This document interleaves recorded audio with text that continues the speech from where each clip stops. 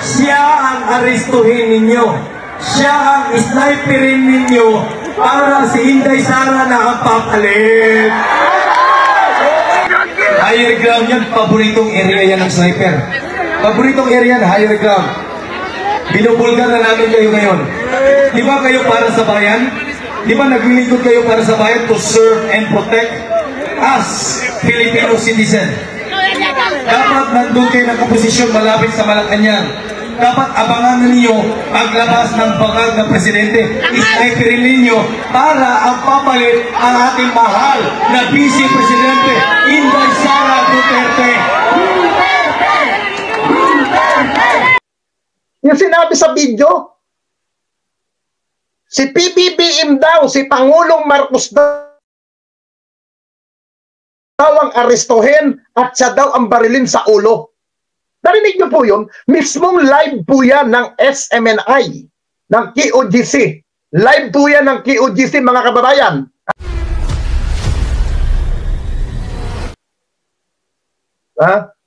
Dapat kasuhan. Kasi bakit nila pinapayagan ng Davao yan? Kita nyo nga pa sa balita kahapon, pinubkob ng KOGC, pati yung mga papunta ng airport, hinaharangan na nila para hindi makaalis ng Davao. Alam niyo mga kaibigan, hindi naman buong Davao nakikisama sa usapin na yan Hindi nakikisamang buong taga Davao. Dapat ang gawin ng ating kapulisan, harangin na. Harangin na ang mga yan. Sabi ko nga, napakaswerte nila sana. Kung ang nakapwesto siguro dyan, kung kagaya ni dating General Jovito Palparan, baka nirat-rat na ang mga yan. Kita nyo nga, pinagkasabi nila kahapon, kesyo meron na raw mga tawag nito, may mga tao na daw sa taas ng building, may mga sniper na raw. Ito, pakinggan nyo po ito Salamat sa nagpakulay, salamat. Ayan na. Harangin nyo na yung kalsada.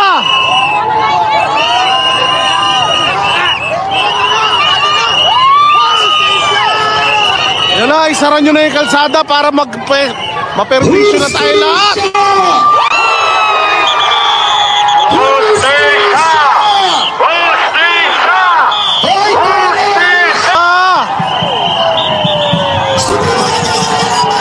Umalis na kayo! Umalis na kayo! Umalis na kayo dito! Di na kayo kailangan! Di na kayo kailangan dito! Mga baboy kayo! Mga bastos kayo!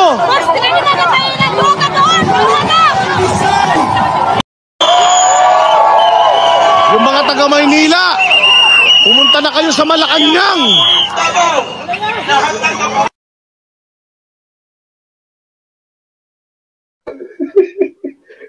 Sa mga taga Maynila daw, pumunta na daw tayo ng Malacanang. Ano gagawin natin doon?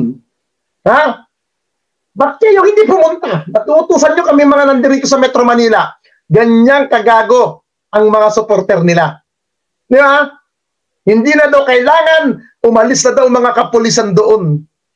Mga gago pala. Kayo ang umalis dyan. Kaya kayo ang sagabal dyan. Napanoodin nyo muna po itong mga video para tuloy-tuloy tayo.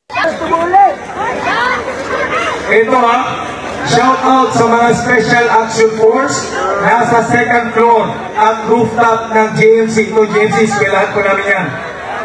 Mga sniper, bumaba na kayo. Puntaan nyo ang presidente nating bangag na ayaw mag-hair follicle drug test. Siya ang aristuhin ninyo. Siya ang sniperin ninyo para si Inday Sara na ang papalit.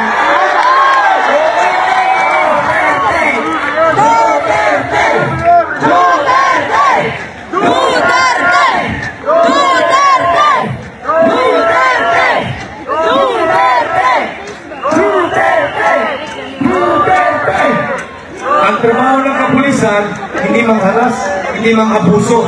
Ang trabaho ng kapulisan, manghuli ng mga durugista. Saan ang durugista? Nasa Malacanang. Hulihin ninyo! Hulihin!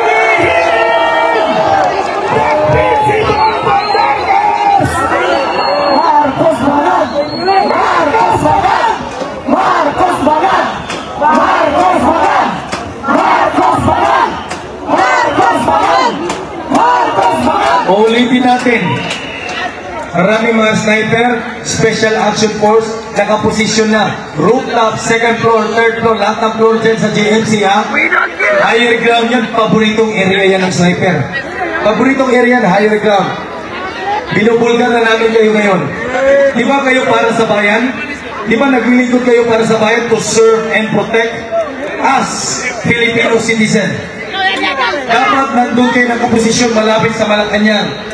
Dapat abangan ninyo paglabas ng bakal na presidente. Isniperin ninyo para ang papalit ang ating mahal na Vice Presidente, Inday Sara Duterte.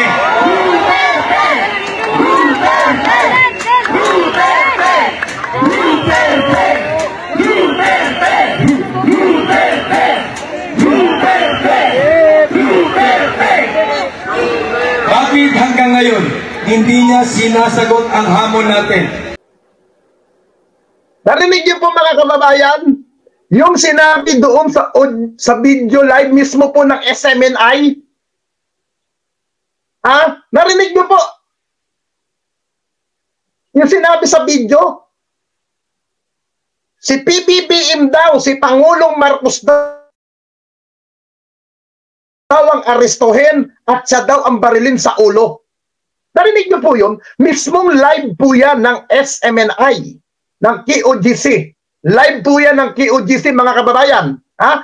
Ang kumuha po ng video dyan, halatang hindi member ng KOGC. Kasi nagsalita sa video yung babae, di ba? Narinig niyo yun?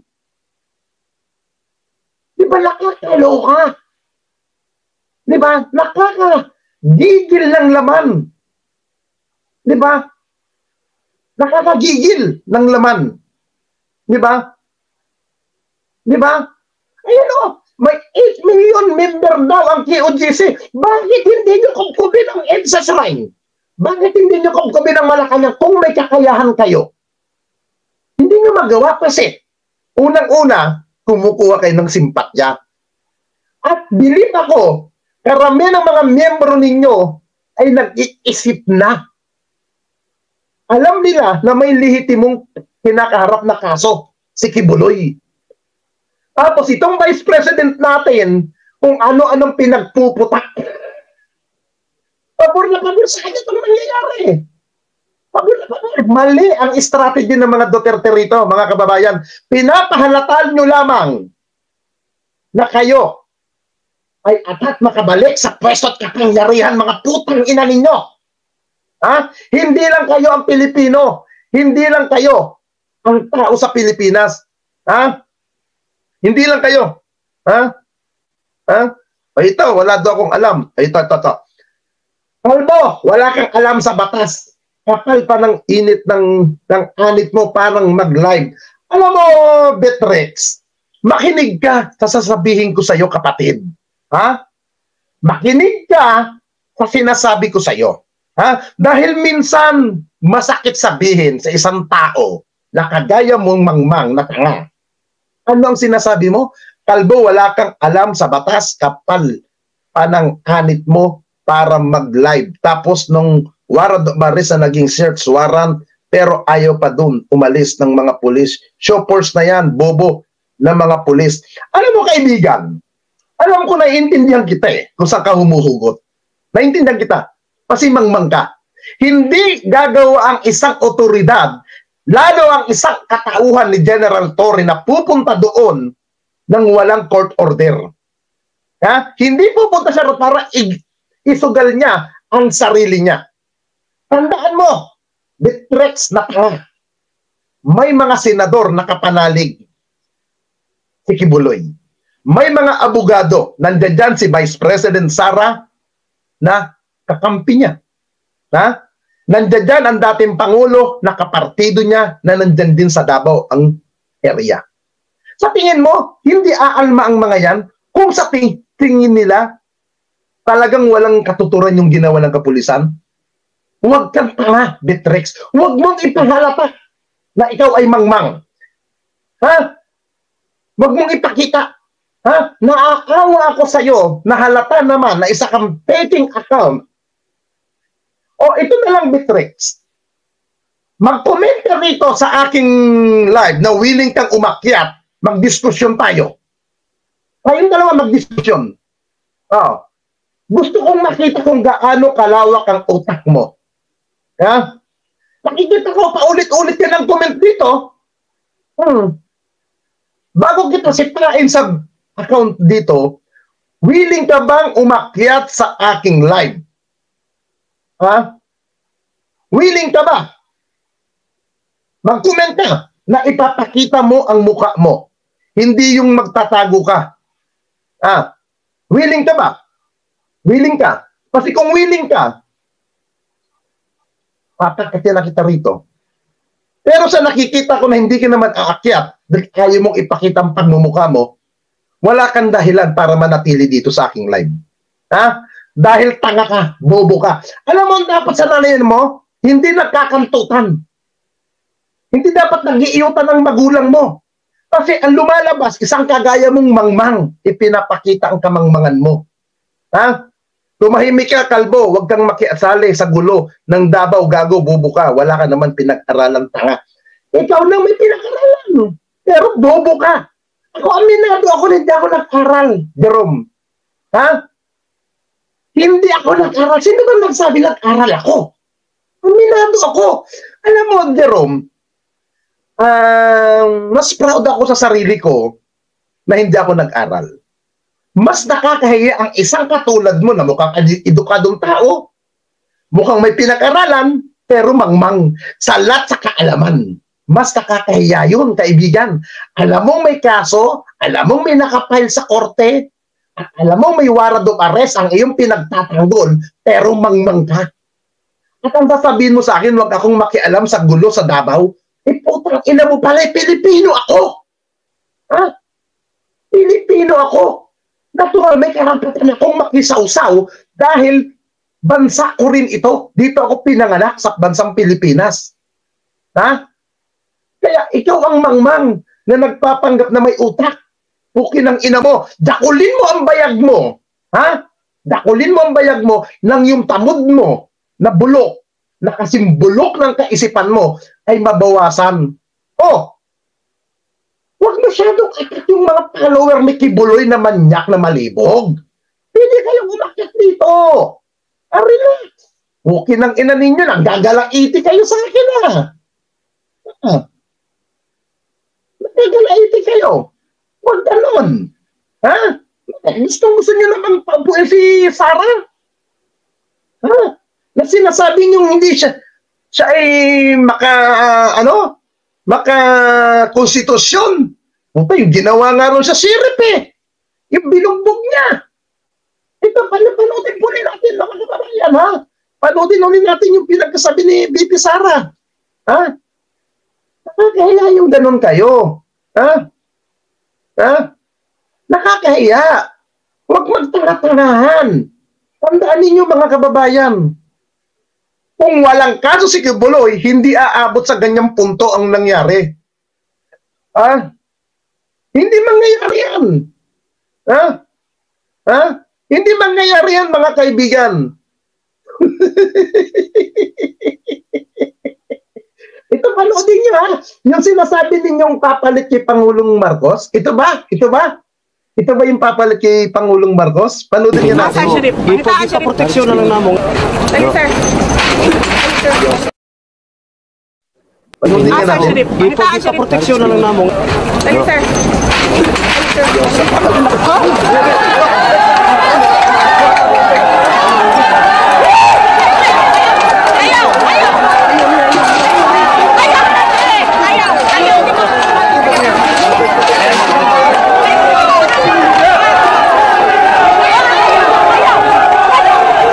Over 200 houses were set to be demolished in the area based on a court order issued on June 23rd. Yan ba yung mga yung nang gusto niyo ipalit kay Pangulong Marcos? Ha?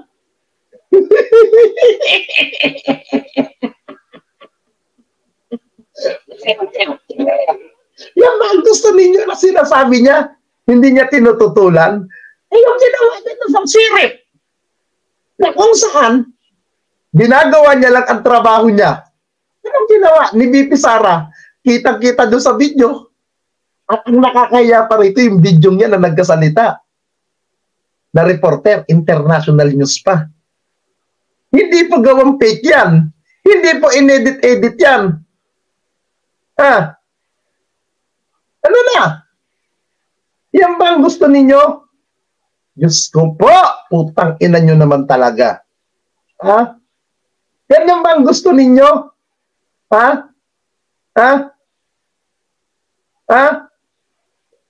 Bastos na bastos itong si Dada. Alam niyo mga kababayan, speaking of Dada, yung bagitong vlogger yan, hindi po ganyan ang bunganga niyan.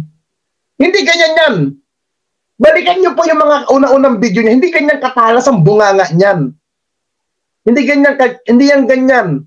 Sa bagay, hindi natin masisisi, nadikit doon sa mga demonyo, kaya nagiging demonyo rin. Mangmang yan si Dada. Mangmang. Kung ang tingin ng mga kalaban sa akin, kung ang tingin sa akin ng mga anti-Marcos, ng mga galit sa akin ng mga basher ko, kung ang tingin nila sa akin, bastos ako, wala akong pinag-aralan, bobo, inutil, I believe, mas inutil si Dada at si Byron, sila Coach Oli. Yan ang mga inutil na mga tanga. Bakit po nasasabing tangat mga inutil yan?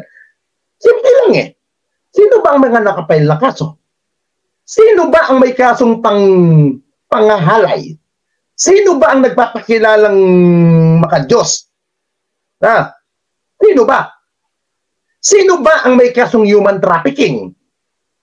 Sino ba ang may kasong money laundering sa Estados Unidos at sa bansang Pilipinas? Sino? At sino ba ang nalabasan ng warrant na mga angkas ang bibigat ng mga kaso na walang bail?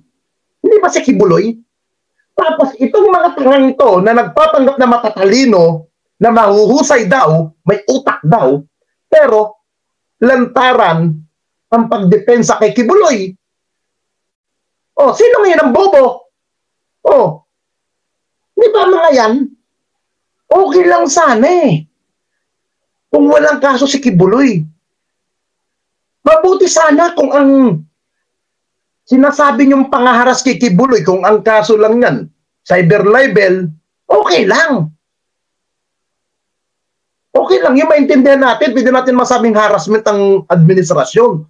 Pero Diyos ko naman, Rudy, ang kaso ng pinagtatanggol ninyo, pangahalay, pagmumulistya. Yan ang kaso niyan. Tapos saan sasabihin nyo? Hinaharas. Ano yung mga biktima ni Kibuloy? Hayaan na lang ba natin umiyak ng umiyak yung mga yon? Hayaan na lang ba natin na magba-depress yung mga tao mga yan? Tapos sasabihin ninyo, hustisya para kay Kibuloy? Diyos ko naman. Wake up, mga kaibigan. Nasaan ang mga utak ninyo? Nasaan? Alam niyo mga kaibigan, ito, dapat i-secure yan, si Arlene Stone. I-secure dapat ng gobyerno yan. Ang tingin ko dyan, may mga malalaking nalalaman si Arlene Stone sa loob ng organisasyon ni Kibuloy. Pakikita ko may nalalaman yan eh. Mabibigat ang nalalaman yan. Ito, panoodin pa natin itong ginawa ng mga kupal mga kaibigan Ito shout out sa mga Special Action Force nasa second floor at rooftop ng JMC. Ito JMC, kailangan ko namin yan.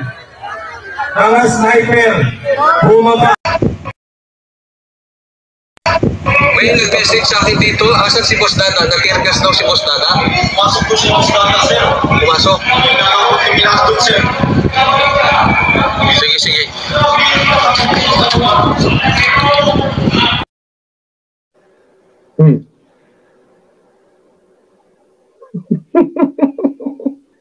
Natirgas na si Boss Dada. Ang boss na boss si Dada dyan Isuko nyo si pedophile. Tama ang sinabi ni Ante Babis. Isuko nyo. Alam niyo mga kaibigan, kung gusto nyo magkaroon ng katahimikan ang KOGC, Ha? Kung gusto ninyo ng kapanatagan ng KOJC at bumalik sa normal ang operasyon ninyo, ang pinakadabis nyong gawin, sundin nyo to. Yan. Yan. Yung sinabi ni Auntie, Babis, isuko ninyo si pedophile. Panutangin ninyo si Kibuloy. Yan ang pinaka-the best. Yan ang pinakamalaking solusyon para matapos ang nangyayari dyan sa Davao. Nang hindi napipirwisyo yung mga tao na gusto ng tahimik na buhay. Kayo ang gumagawa ng eksena para magkagulo-gulo dyan. Totally, sabi ko nga kanina, hindi naman buong majority ng Davao magulo eh. Hindi naman buong majority ng buong Davao nakikisaw-saw dyan sa nangyayari dyan eh. Hindi eh. Kayo-kayo lamang. Yun ang pinakatamang gawin ninyo. Alam mo kay Vice President at kay dating Pangulong Duterte, ang pinakadabis ninyong manggawin para medyo gumanda-ganda ang imahe ni Sara, sabihin mo, Madam, Pastor, lumutang ka. Sumuko ka sa aking kasumuko. Yun ang pinakadabis. Gawin mo, Sara. Yun ang pinakamagandang gagawin mo. Makinig ka, BP Sara, sa isang katulad ko, sa isang kagaya ko na hindi nag-aral. Palutangin nyo si Pastor Kibuloy, ipasuko mo siya sa sangtanggapan mo at tiyakin mo kay Kibuloy na magiging maayos ang kanya. Yun ang pinakadabes. Alam mo, BP Sara, pag ginawa niya yan at sa iyo sumuko, napakaganda ng PR mo. Napakaganda ng imahe mo sa mata ng mga supporter mo. Hayaan mo, BP Sara, na ubusan ang kaso. Kung sa tingin mo, Vice President Sara, at kayong mga Duterte na may respeto sa inyo si Kibuloy at handang makinig yung mama sa inyo, palutangin nyo. Pasukuin nyo. Pasukuin nyo. Maniwala kayo. Gagandang imahe mo. Gaganda. Yan na lang gusto mo eh, publicity. Doon ka kumudo ng kumuda. Ipatiyak mo na lulutang. Pero kung wala kang panawagan kay Kibuloy na sumuko siya sa gobyerno at sa iyong tanggapan at tiyakin mong kaligtasan niya, wala kang karapatan para magsabi na may malasakit ka sa bansang Pilipinas. Hanggat nasa kalsada, hanggat nagtataguyan si Kibuloy, isang mapanganib yan na manyakis. Isang mapanganib sa kababaihan ang isang kagaya ni Kibuloy. Walang mararating ang ginagawa niya. Huwag natin pag-usapan dito yung kaso ni Kibuloy sa Estados Unidos na ibibigay siya ng gobyerno. I believe, tapusin muna ni Kibuloy ang kaso niya rito, dito sa Pilipinas, bago siya ipahatid sa Amerika nang maranasan niya ang korte dito. Kaya, huwag masyado kayong mga huwag masyadong panatiko. Yun ang pinaka-the best, Madam. Palabasin mo, palutangin mo si Pastor Kibuloy para makita namin kung saan ka nga ba nagmamalasakit. Doon ang pinaka-the best mong gawin, Madam. Hindi yung basta ka na lang maggaganyan-ganyan, putang ina naman, para lang may masabing ginagawa ka, wala ka naman nagagawa. Di ba? Wala. Puro ka pa-cute. Puro ka sok-sokran. Hindi yan ang kailangan namin, Madam. Hindi yan ang kailangan namin. Ang kailangan namin, yung bansang maayos. Yung bansang tahimik. Kayo ang gumugulo sa bansang ito. At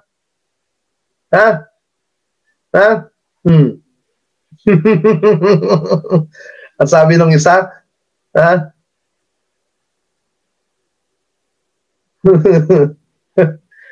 ay, Diyos ko po. Alam mo, kaibigan, bago ka patulan ng Pangulo, ayusin mo muna utak mo. Hindi yung sasabihin mo, i-drug test, i-polygraph, hair polygraph, O tangina, kumita na yung mga ganyang katuwiran nyo eh. Kumita na yung ganyan. Ha? Palutanin nyo na muna si Kibuloy. Yun ang the best.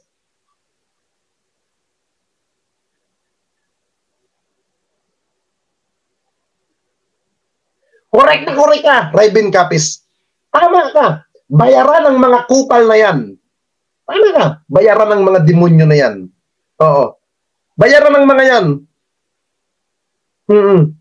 Ito, sabi nung isa, Kap, mas blooming ka ngayon. Yes, blooming ako ngayon kasi maaga po ako nakatulog kagabi. Talagang nag-prepare po ako na maaga akong mag-live ngayong umagang ito. Talaga pong inano ko para, kasi kahapon po guys, maghapon po akong nanood. Maghapon po akong nagmumonitor. Sabi ko nga, mahirap naman mag-live ako na basta na lang ako kukuda, tapos wala akong alam sa isyong ganyan, hindi ko alam kung saan nakuhugot, mahirap yun. Mas the best, yung meron kang nalalaman, ika nga, bago tayo kumuda sa social media. Di ba? Iba pa rin yung gano'n na may nakukuha tayong ideya kung saan tayo huhugot ng sasabihin. Hindi ka kayo ibang vlogger na hindi naman alam kung anong punot dulong isyo, basta na lang aatungal. Mahirap po yung ganun. Mahirap pag ganun. Mahirap mga kababayan. Mas the best yung manood muna tayo. Ito po mga kaibigan, mga nakaupo ang ating kapulisan dyan sa Davao. May nakaupong mga pulis na nakakumpol, mismong galing po sa SMNI ang video pong ito. Ako'y nagpapasalamat doon sa nagbigay sa atin ng video na to, na kung saan biglang lumutang yung mga babae na member ng KOGC. Dito maririnig natin na sila'y mga makadiyos. Sila'y makadiyos. Sila'y mga banal na babae. Panoodin niyo po itong mabuti mga kababayan, ha? Bangon na kayo! Hoy, bawal din yan! Hoy, bawal yan! Hoy! Hoy! Gago ka! Ang pakastos! Ano ba? Mga polis kayo! Hoy! Tago kayo! Kayo na nga nagtarantado sa mga lugar namin. Sino yan? Ano ang pangalan, Nana? Wala pangalan, Nana! Ano pangalan mo?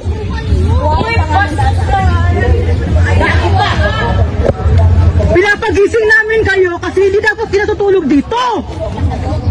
Ano ba kayo? Sino kayo po yung pastos na yun? Kung malalagpas ito.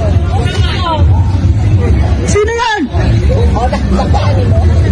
Good.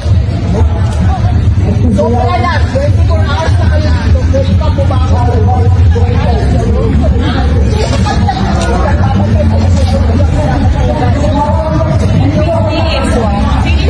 Asan na asa to?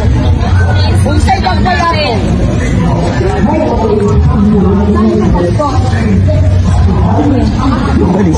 Wala lalaki ba? Uy! Please, magamo. Uy, yes! Kawan! Babaeng yung... Oh, ito. Kita-kita niyo sa camera. Pinapas ko sa lugar namin. Nag-spray pa siya sa akin. Dito, ipatulog sa bahay ko. Bahay ko. Narinig nyo? KOG si sekretary yan, ha?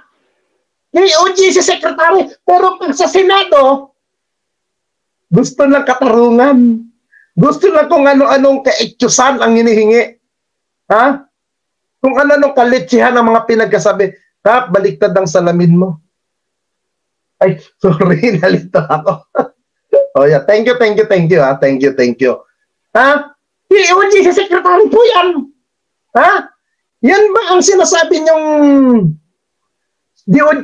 secretary ng makadiyos na sinasabi niya? Natatanda ko sinasabi ng babaeng yan, ang tinuturo daw sa kanila ni Kibuloy, salita ng Diyos, pagmamahal at pagrerespeto. Yan ang sinasabi niya. Ha?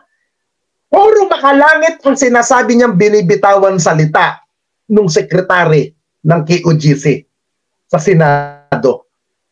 Di ba? Pero dito makikita niyo po sa video aktual na ito ng mga pinagbubunga nga. Yung mga pinagsasabi ng KOJC official mismo ito, sekretary ito. Kung gaano ang ugali ng kanilang pastor, ng kanilang sinasamba, ginagawang Diyos-Diyosan, na anak daw ng Diyos o anak ng demonyo, ay ganun din ang ugali ng kanilang opisyal ng simbahan na yan. Ano din yun muli sa mga bagong pasok para alam nyo, yung mga pulis kalmado lamang, hindi siya pinapatulan, hindi siya inaano. Siguro, ang sabi naman ng babae, ini-screenshot daw siya, baka pinicturean siya pa ganon, baka pinicturean niya pa ganon, o walang kaso yun. Kasi nagbibigay din naman ng grupo nila. Di ba? Kung ibang pulis yan na tarantado, baka hinadyak na yan sa leeg. Di ba? Yan, panglantaran yan ng pangwawalang hiya sa ating kapulisan na dumagawa ng tungkulin, tinutupad ang trabaho. Tapos, itong nagsasabi, akuha ng simbahan, itong babaeng ito na sinasabi niya na sila ay ape, panutin niyo po muli.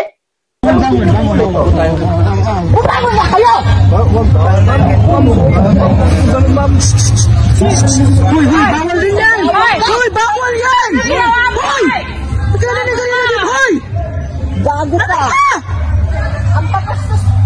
Ano ba? Ang mga polis kayo! Hoy! Tarantado kayo! Kayo na nga nagtarantado sa mga lugar namin. Sino yan? Ano ang pangalan, Nana? Wala ang pangalan, Nana! Ano pangalan mo?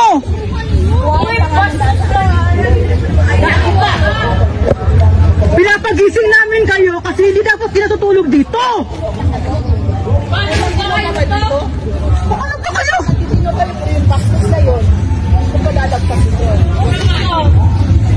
Sino yan? O, nakakaanin mo? Good. So, wala lang. 24 hours na kayo dito. Pwede pa bumawa.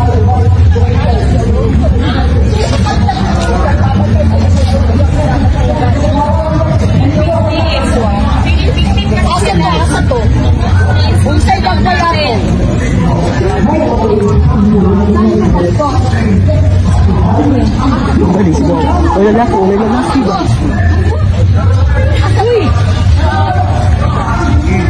Please, magkano? Uy, yes!